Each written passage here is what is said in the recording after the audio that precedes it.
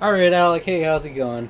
Going pretty great. Spider-Man: Far From Home, the sequel to the coveted 2017 Spider-Man: Homecoming. Both have home in the title. That's great. So, do you think the third one is gonna also have home in the title? Spider-Man: Home Again. Spider-Man, feud, big home, Days of Future Home. All right, days can of I home. can I start by saying why is Aunt May so attractive?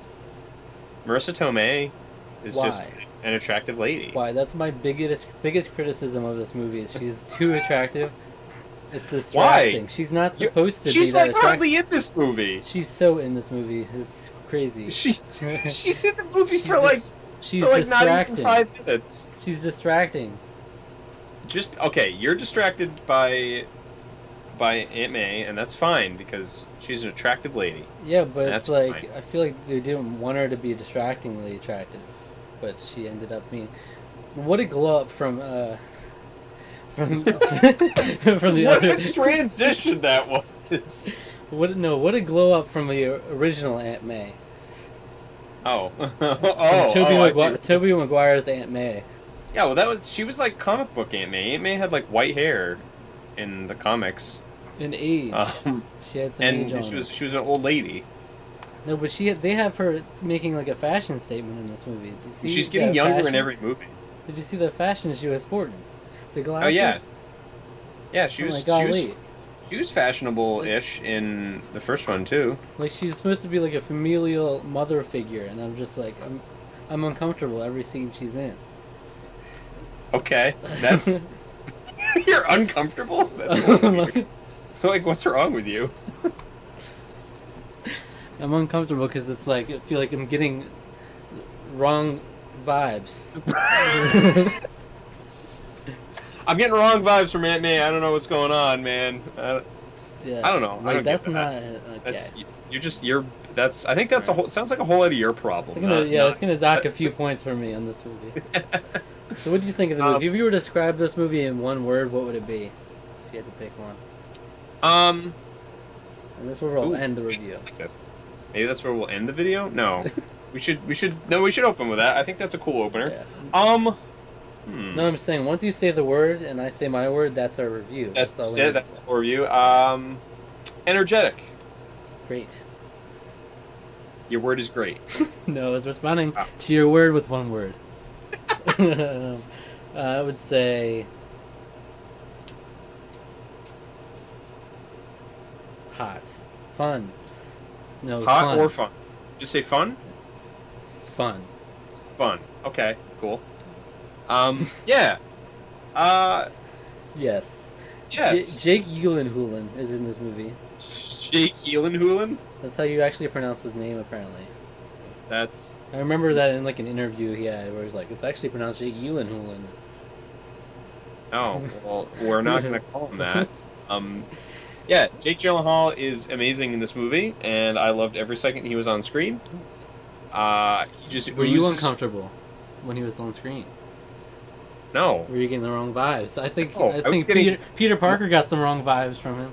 Yeah, he did. He was very charming, and sorry, I don't. Something's like stabbing my foot, so I'm gonna Well, fix that real quick. he definitely charmed Peter Parker. Yeah, he sure did. Similar Aunt May vibes going on. Yeah, It's like maybe he and Aunt May should, very similar chemistry. instead of Happy, it should be Jake Gyllenhaal. Yeah, Happy's Uh, out of his league on that he's- one. But okay, that was interesting. That was an interesting plot point, for sure. oh, what was? Oh, Happy being really interested Everything. in Aunt May. Just Yes, everything was an interesting plot. that and also Jake Gyllenhaal, his Yeah. contribution. Yeah, I really liked it. He was because okay, so um I knew ahead of time just my general knowledge of Mysterio as a character. I know he was a bit of a charlatan, kind of faking stuff. So I was pretty much onto the idea that okay, he's gonna be doing something. Don't know if he's necessarily gonna be the main bad guy, but he's gonna be doing something nefarious, and he's going to do something, be doing something not kosher. Okay. I don't know how. Yeah. I don't know how he was going to be doing it. I don't know if it was like he was controlling the big elementals that were showing up all over the world. I didn't know exactly how it was going to work. I was very, very pleased with how they handled it. Um, Yeah, so I have very limited knowledge of. I know Mysterio as just the name, but yeah. unfortunately on Twitter, like the day before I saw it, it was like Oh, someone someone. posted a picture of him, and they're like, "Props to this guy for being like the best Marvel villain," or something along those lines. So like that word definitely resonated with me, villain, and I could not. You can't shake it once you hear it. No. I'm like, okay, this guy is presented as not villain, and I clearly heard villain. But I didn't really expect that these elementals were all made up and it was all a farce. But Yeah, that was the thing. That was the thing that surprised me too. Um, yeah, and that was a running theme of the movie, is just things being fake a lot, and a lot of scenes. They spent a lot of time on fake scenes, things not yeah, being what they seem. very. Which, yeah, in a cool, interesting Marvel style way. Um, I really liked. I just loved that part of the movie because especially because like it was an interesting sort of little commentary on sort of the media a little bit and like how we can't necessarily trust everything True. that we see, how things are presented, things are swayed. Even Us- when you see it with your own eyes, you can't believe it anymore. People were literally witnessing the devastation of these elemental beings. You can't trust it. yeah, No, it's all fake news. imagine the fallout of that. Like people are like, we can't even trust what we're seeing anymore with these heroes. Wow. Yeah, yeah, I know that would be weird as a person who is like, yeah, it was like, oh, what this thing is like partially like the illusion is like falling apart. It's like computerized and then just like completely disappears and Yeah. yeah, And I'm looking forward to seeing that explored in Spider-Man: Back to Home Base. Made it to home base. Spider-Man fugitive at home, Home run. returning home, Yeah, that'll be like great. homecoming, but returning home. Yep. Or instead of home, it's coming home. Spider-Man. Spider-Man is coming home. It'll be like the bookend of the trilogies. You had Homecoming, and then you got Coming Home, and then the middle one, Far From Home. Yeah, he found his way. Yeah, But when you compare him to Green Goblin, he doesn't really compare, though, Mysterio. It's just not nearly as good as Green Goblin. Green Goblin's just those Sam Pumpkin Raimi bombs. Spider-Man movies are really their own thing, I think, and I love them except for the third one. I love them. Cold take? I love those movies, and there is there's a fairy tale vibe to them. They feel very like Mm-hmm. they feel very different from these, and not in a bad way at all. And on either side, I don't think it's bad that these Marvel films, these Marvel Spider-Man films, feel any differently from the Sam Raimi ones. I think that's a good thing, particularly since we also have the best Spider-Man movie that ever came out in Into the Spider-Verse. I've not seen it. It's its own completely different thing. I like the fact that we have these different takes on such a iconic, lovable, relatable character. Yeah, the different takes on a character that's known for having several different takes through Sure. comic books. Sure, I mean, but not everybody knows that about. That's what that No, was. I'm saying it makes sense. Yeah. Okay. I get you. I get what you're saying. I get what you're throwing down. Hmm. But yeah, I feel like Tom Holland as Spider-Man and these last two have resonated with me like on a way more like, I don't know, they've just resonated with me way more than the others. I totally. I see, and I completely agree with you. And I actually enjoyed Amazing Spider-Man, believe it or not. Andrew Garfield. Like I enjoyed it at the time, but now it's like once you've seen this movie, I imagine going back to that will be very hard. Yeah, I liked the first one. I never saw the second one. I had like zero interest in it. Great The ending. the not what I've heard. The first one I liked. It was fine. It was a serviceable movie, and it was made so that Sony could hold on to the license. That was the part of it that stuck with me, and that was the part of it I think that soured me on the second one, is the fact that we're getting another like origin story of Spider-Man, like Yeah. not even 10 years later, and it's just like, okay. But yeah, now we're at a point in the Marvel Cinematic Universe where pretty much any movie, any property that comes into it is guaranteed a level of quality. Yeah. So it's like once we have a new set of Spider-Man, it's like you have a new faith in this franchise, as opposed to like when Andrew Garfield came out. It's like what's the future for this for Spider-Man films? It doesn't look great because they keep changing, restarting. Like you don't know where they were gonna go with it. Yeah, and they were like built up like a big Sinister Six thing. Like in the second movie, they're already trying to build that. They were already trying to build that up, and it's just like, and they were talking about doing a Venom movie, and then which they made. And then they were talking about all these other like weird out there films with all these like the other villains, and it was like, you guys are way ahead of yourselves on thinking about that this is going to be a good idea. That's like the DC. That's the DC strategy right there.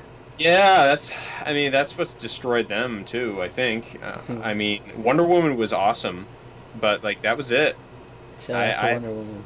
Yeah, I haven't really enjoyed any of those other movies, I'm sad to say. I haven't seen Justice League yet. Batman vs. Superman: Dawn of Justice was a massive embarrassment of a movie, and I can't believe it was released. Damn. But beside all that, this take on a beloved character, Tom Holland, absolutely charming, fun, just that's the energetic. That's where I get that from. He's just such a it's hard to have him on the screen and doing stuff and you not be smiling or enjoying yourself. Mm-hmm. He's just fun, and like it's as close as I think a live action will get to having a full version, like a full like realization of Peter Parker as a character. I mean, it's at least it's the best that we've gotten so far. Who knows what 25 years down the line I'm what not that'll here. be. I'm not here for another reset. I'm not here for it. Yeah, absolutely not. Tom Holland or bust. Yeah, that's kind of my mentality as well. So let's talk about other parts of the movie. Let's talk about MJ. I really like Zendaya a lot. Zendaya's great. I think she's great. I think there was a lot of. I think some of the resistance on MJ not being a redhead and her not even really being Mary Jane, or I don't even remember what her name is. Michael Jordan or something. Michael Jordan. Michaela Janine. But I can understand a little bit of that because it's like, where are all our redheads going? There's a full resistance to the redhead, lack of redhead. It's like they're completely eliminating our redheads. What's going on here? I can kind of get that a little bit, or like just the classic version of that character is the one that everyone wants to see. Yeah, well, where's the Aunt May resistance at? I don't see it. I don't see it. There probably is some, but I just like her like weird kind of like being into like weird like death stuff, and just her being like kind of awkward. Mm-hmm. It's fun. Yeah, it's great. She feels like more of a person than just like the typical, because like MJ was basically the typical girl next door. Yeah, I was gonna say that she's like not the typical damsel in distress girl next door. And she's not, and that's interesting because we've seen that plenty of times before. We haven't really seen this really, where it's just like charming, energetic superhero kid goes after the moody emo girl, Mm-hmm. but who's also really cool. Considering like the girl he was with in the first movie too, it was like Yeah, took a she turn. was sort of preppy, popular girl. Yeah, Yeah, and I ship them instantly too. So I ship whoever comes in front of Spider-Man. I ship them. Yep, They are that's why I was uncomfortable in those Aunt May scenes. my... Yeah, everyone who comes in front of I that's was weird. shipping them. I was shipping You them. can't help but ship them. So, Yeah, MJ is great. Ned Also, is oh, yes, sure. Ned is amazing Yeah. as always. I liked the fact that he wasn't like. I thought when they introduced the fact that it's like, oh yeah, I told MJ I'm Spider-Man. I thought there was gonna be like the typical like, oh, I'm kind of jealous now, but he really wasn't. He just kind of there was just like a couple statements was like, well, he told me first, so you know. Hmm. It's I mean, yeah, it's hard to get really jealous at that point. Like, you were literally the only person he had told up at that point. And, yeah, I forgot to mention, I inadvertently avoided all spoilers of this movie because I never got around to watching the trailer, and I didn't even realize that until I watching the movie. there was actually there was stuff in the trailer Yeah. like that's what they've been doing, and I like that. They've been doing that a lot recently, where Well- they're putting stuff in the trailer and lines and things like that, and they're just not having him in the movie at all. Well, I was gonna say I just watched the trailer and I was like, wow, there's a big spoiler in that movie where she's straight up like, "Oh, you're Spider-Man." The whole bridge, the line on the bridge. I was Oh, like, see, I didn't see that trailer. yeah, there was a trailer where she's like, where he's like, "I got something to tell you," and she's like, "Oh, you're Spider-Man, right?" I mean, it's kind of obvious, and that was all in the trailer. I'm like, what the heck? That was I didn't see. I don't think I saw that trailer. Glad I That's didn't good. see Yeah, me too. it. Damn. The bridge scene was pretty cool, though. Yeah, a lot of the fun set pieces. So this is basically a vacation movie, a road trip movie, where Peter Parker has to, like all good stories, all good Spider-Man stories, is where he has to reconcile his own personal wants and desires as Peter Parker and his responsibilities as Spider-Man, and the clash between those. I think this movie did a really good job with that again. Mm-hmm. I think that it dealing with the fallout of Avengers Endgame was also handled very well. It was subtle. It was a lot less like in your face than I was expecting it to be. I was expecting him to be a lot more like, I am doing this because of this, and it's like it's not really till you get to the happy scene that it's like that's why he finally admits to him like that's why he's been so resistant about all this stuff for so long. And I mean, you kind of get it like kind of early on as well, like with the scene where everyone's asking him questions and things like that. But I really like that it deals with a post Iron Man world in a really interesting way, particularly because Mysterio and his cadre of technological geniuses are all using Stark technology. And they were all petty as hell too. Oh yeah, totally. Like, really? This is you're all just that butthurt about Tony Stark. You're like, oh my god. No, well that was I loved that scene when it was like it turned out that was his like technology that Tony Stark just took and then like named it something silly. He got real mad. It was called Barf. Yeah, he got real mad, man. He got real mad. He got hopping Heated. mad, you could say. Also, 'Cause can you can you explain to me why there's always this thing where there's like a stern woman who makes the hero like undress in front of them? Like, remember the woman who's like, take off your clothes. Oh yeah, that was a little weird. I feel like that I've seen that in so many movies, like way too many movies. Really? Like where they're like, take off your clothes right here, and we're gonna be unreasonable about it. No privacy for you. I don't know where I've seen it, but I feel like I've seen it a lot. I feel like that is kind of I feel like that is kind of like a weird It's a sort weird of trope. Yeah, Now that you mention it. Now that yeah. you mention it. It's It not. does It's have- never gonna be a girly girl that does. It's always a stern woman who's like, no, I'm serious. It's always No, take off your Take clothes. off your clothes. Why? And of course, what was his name? Brad.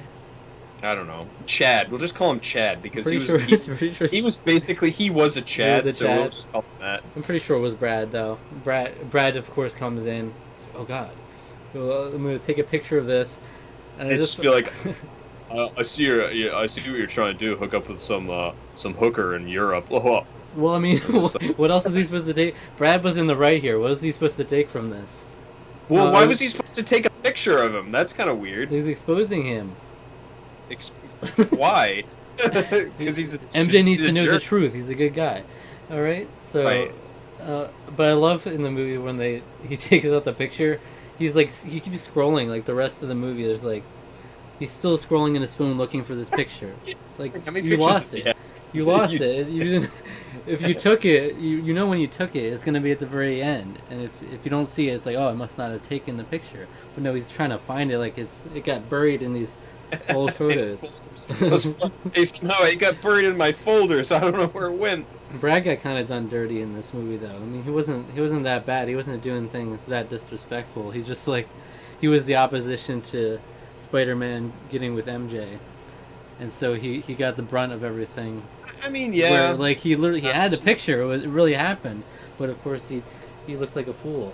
But he horribly misinterpreted it and didn't want to have anything to do. And he also doesn't like Peter and wanted him to look bad, even though he was trying to explain that it wasn't what it looked like. Well, what explanation would justify it for you of what was happening there? Yeah, I don't know. Like he cannot say the Spider-Man thing, so there's no other explanation. But that doesn't. But he would know. He would know Peter Parker isn't that kind of a person. No, you don't know that kind of a person until you see it in front of your eyes. Like he's got his pants down in front of this stern Russian woman. I mean, I guess. Yeah. I guess. I don't know. And you don't think that's the right thing is to tell the person he's trying to court that he's got his pants down in front of a European woman? Woman. Yeah, well, I guess. I feel like that's the right. Brad was in the right. Justice for Brad. Brad should be with MJ. Bad for Brad. I don't know. Hashtag Brad. I ship Brad and MJ. He did get done dirty near the end of the movie, but Yeah. where And they he kind almost got killed too. However, that leads me into another thing that I loved in this movie is their chaperones, the two teachers from the school. Mm-hmm. Basically, everything that they did in the whole movie was just like it was a beautiful disaster. It was an awful science trip. Yeah. The science trip of literally false false things happening in front of you. Unexplainable by science. Yeah, so much so that one of the teachers was like, "It's witchcraft." It's witches. Straight up, like it's witches. Great trip. Great trip, and everyone. That's what I don't get. Is like that's a pretty crazy illusion that like there's literally water pouring onto people. You're getting wet, but it's not real. Yeah, well, because remember, it's all the drones, so there are drones actually doing that. But they're getting them wet. Yeah. That's. It's hard to wrap your head around. It's advanced tech, man. It's pretty advanced. Horrible tragedies happening. Not really happening, but kind of happening. But kind of also happening because they're manufacturing it to happen. Post-credit scenes. Post-credit scenes. Peter Parker exposed in a different way. Way from earlier on in the movie. How about that? Yeah, that was unexpected. I don't really know too much about the comics, but I don't think that's a very common story that's told. Yeah, I've never heard of it.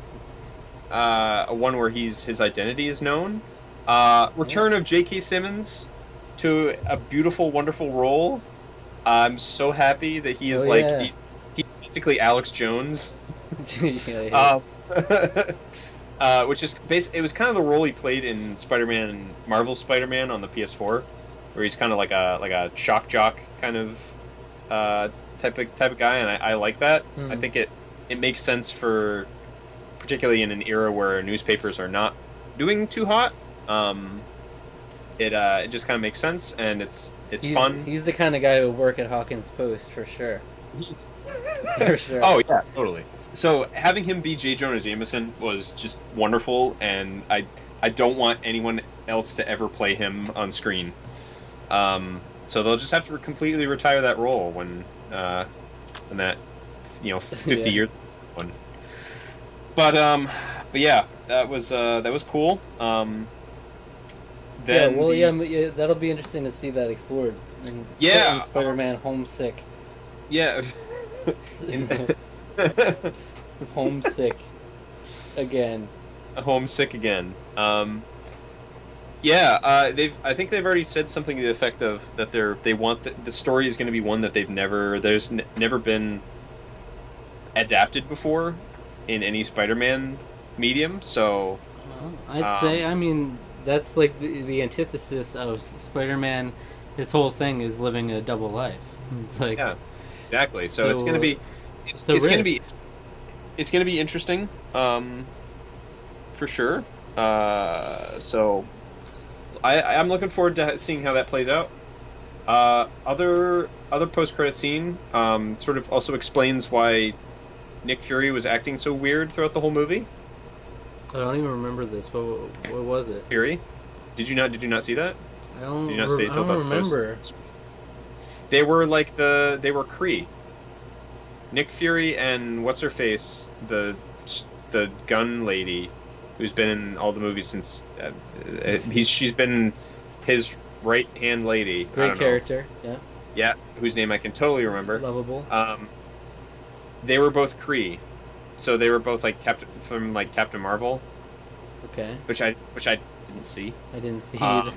I haven't seen it. I'll get around to it someday. But yeah, and then it reveals that it wasn't him.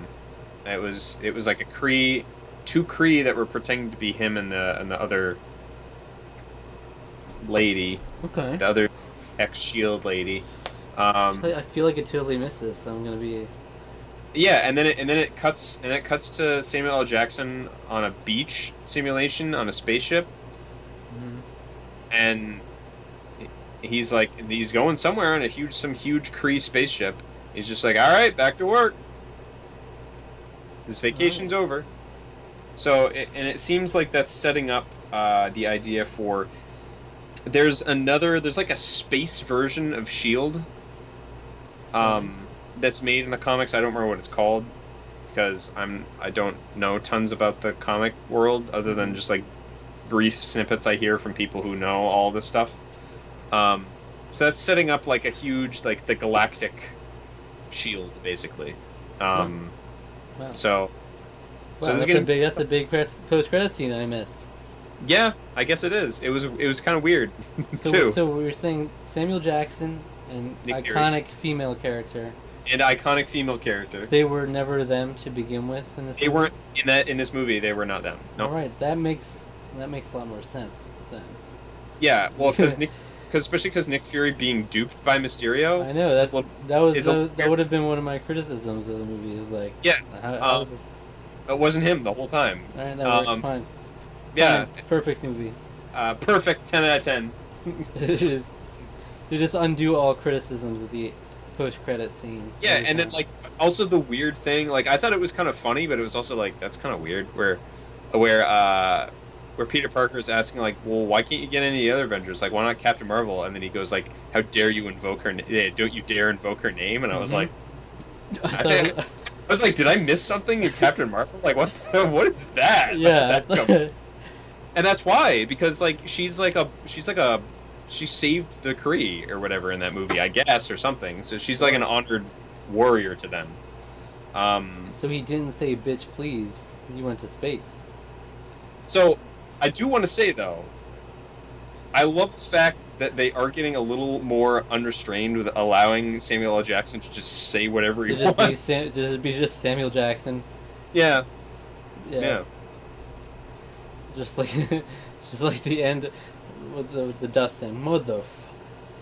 Yeah. Like that's just Samuel Jackson. Yep. That's no longer Nick Fury. Yeah. All right. Yeah.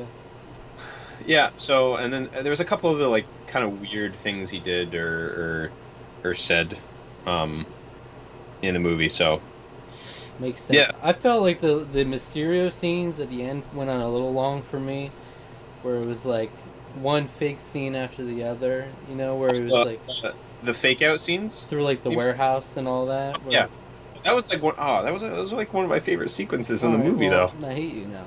So. All right, well, we're just opposition. I guess we're canceling Tarqaron from here Yeah, on out. can't have a different opinion. Yeah, that was like that was like visually one of my favorite scenes in the movie. Visually, it was cool, but it was like, Just not too long for your taste. I don't know. I felt like I was watching a Batman movie. I mean, all right. Oh, that was like a scarecrow sequence. Yeah. Okay, I mean that's fair. I really liked that scene though. I thought it was really cool, and I mean, it was again the fantastic presence that Jake Gyllenhaal as Mysterio had through the whole movie. Just was really really great, very strong role. I kind of hope that there's a way that he can, because he does die in this, and I think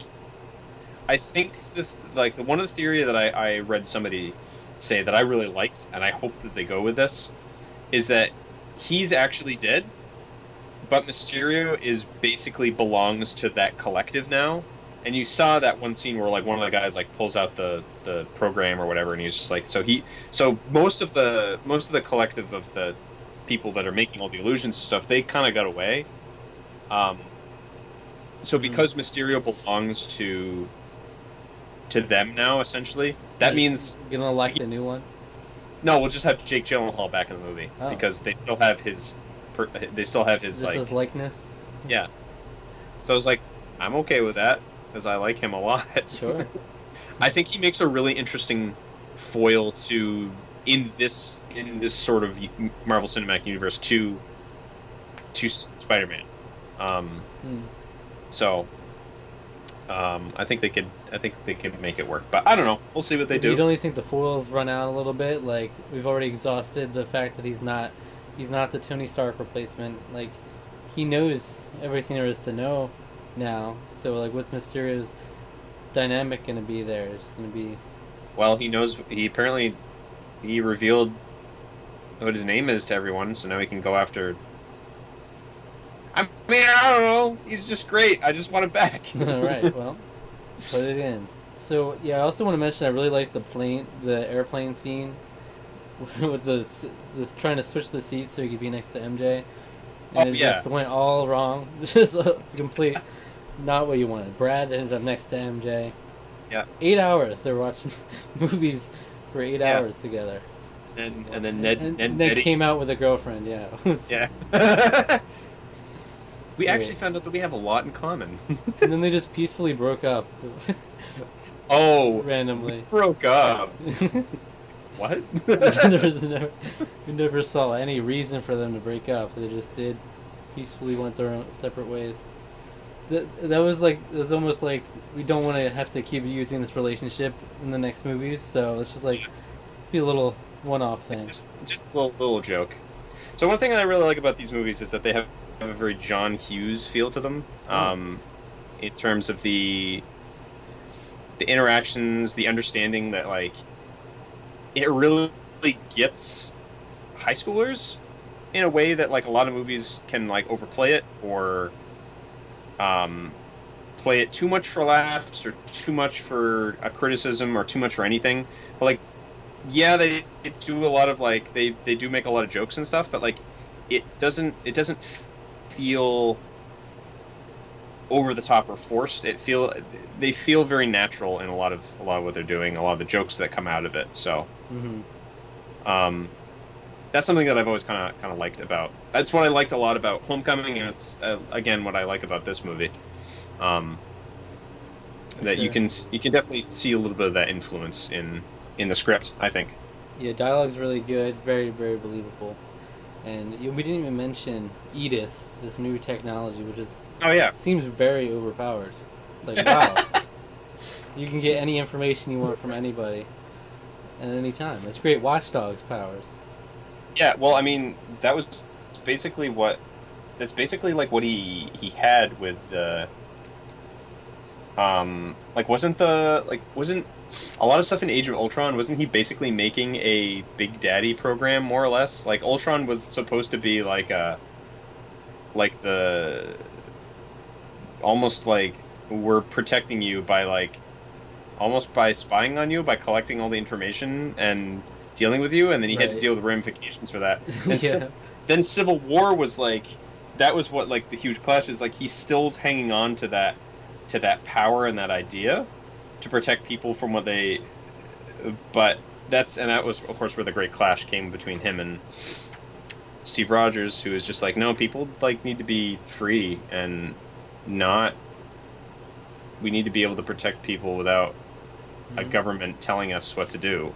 Yeah, I don't know. That's pretty. I guess it is pretty scary when you think about it. Yeah. But You can literally send a drone. It sends a drone to just kill this person if you want them to. Almost, yeah, almost killed accident- Brad. Yeah. yeah, accidentally. I was like, you feel like there should have been a few more fail-safes behind Yeah. that Are one. you Like, sure? are you really sure that you want to kill a civilian with no criminal record? Uh-huh. Like a kid, a minor with no criminal record. Who clearly poses no threat to you.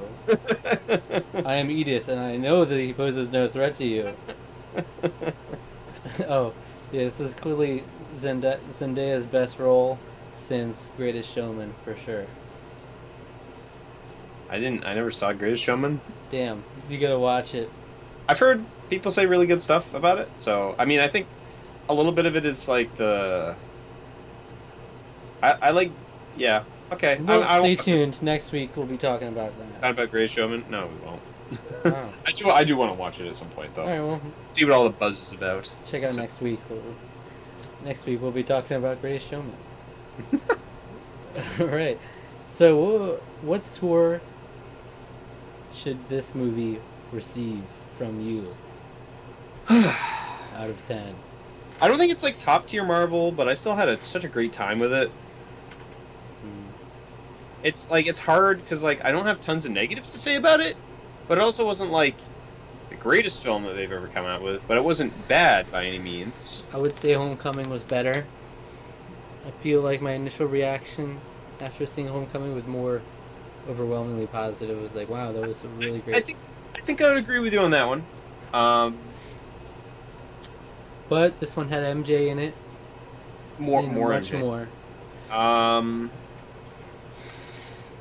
Oh man. Who was best grill? Even with no negatives, I guess that I can like hugely come up with. I guess 8.5. I think. Ooh, such a low score.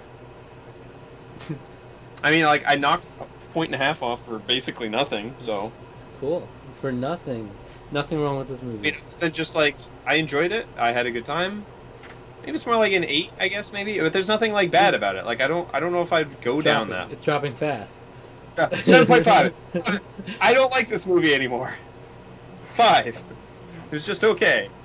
No, I don't know. I really like this movie. I love Tom Holland. I love all the acting. The script was really fun. They get to somehow get into the. Okay, that is one thing. How in the world did they get into the Crown Jewels exhibit so easily? That's what I'd like to know. I don't know. I don't know how they did that. Plot hole. That's plot hole right there. Boom. 8.5. There's where it comes from. Ooh. Shouldn't have done that scene. Ooh. I would give it an 8. 8 out of 10. It loses a point and a half for Aunt May being too attractive. The other 0.5 is the scenes being a little too long that are fake. Okay. Yeah, there you go. Yeah. These are my big criticisms. That's it. Boom. Right there. I just feel like I would have said Spider-Man Homecoming was an 8.5 or 9. So I feel like this one should be an 8. Very scientific with how I score That's every fair. movie. Fair. Zendaya helps the movie a lot. I think she's great. She's I an like her a lot. iconic MJ. Best grill for sure, Best grill. but Aunt May is a perfect 10. Yeah. Distracting, Marissa Tomei. Come on. Too Why are you in this distracting. movie? I feel like the director's thinking the same thing. He's like, how do we get her out of this movie fast? we're gonna we're gonna send her Uh, off with Happy somewhere. They'll go somewhere. All right. Well, that's gonna give you a Tarqaron score of 8.25 out of 10. Boom. Right there. In conclusion, you should watch instead of this movie, Extremely Wicked, Shockingly Evil and Violent, which I don't remember what the score was, but a little more than that. I feel I like. think it's 8.5. I don't know. I don't remember. Yikes, Spider-Man. Yikes. Ted Bundy more compelling than Peter Parker. Oh. You. That's awful. So? Yeah. He made me feel almost as uncomfortable as Aunt May made me feel in the scenes. All right. Thank We're you outta very here. much. Bye.